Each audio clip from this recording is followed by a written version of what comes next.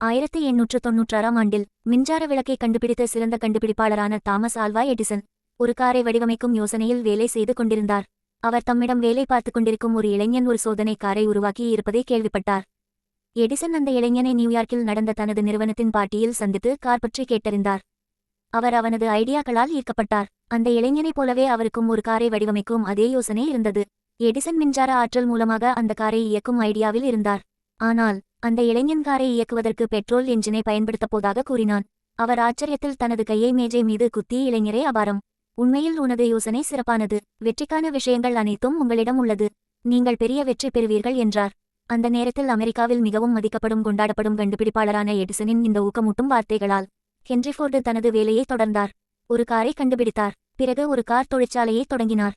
பெரும் பணக்காரர் ஆனார். டிசம்பர் 9, 1914 அன்று எடிசனின் ஆய்வகம் மற்றும் தொழிற்சாலை தீக்கிரையானது. அவர் 67 வயதானவர் மற்றும் காப்பீட்டுத் தொகை போதுமானதாக இல்லை.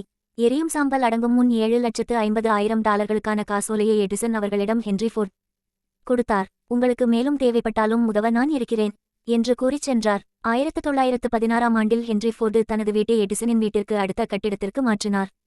சிறிது காலத்தில் எடிசன் நடக்க முடியாமல் சாய்வு நாற்காலியில் அவரது மருத்துவர்களால் உட்கார வைக்கப்பட்டபோது ஹென்றி ஃபோர்டு தனது வீட்டில் ஒரு சக்கர நாற்காலியை வாங்கினார்.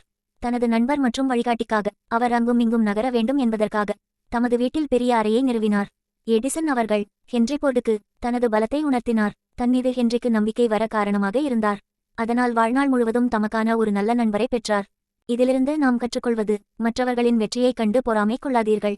உங்களால் பந்தயத்தில் வெற்றி பெற முடியாவிட்டால் சாதனையை முறியடிக்க உங்களுக்கு முன்னால் ஓடுபவர்களுக்கு உதவுங்கள். உங்கள் மெழுகுவர்த்தி மற்றொரு மெழுகுவர்த்தியை ஏற்றும்போது அதன் ஒளியை இழக்காது.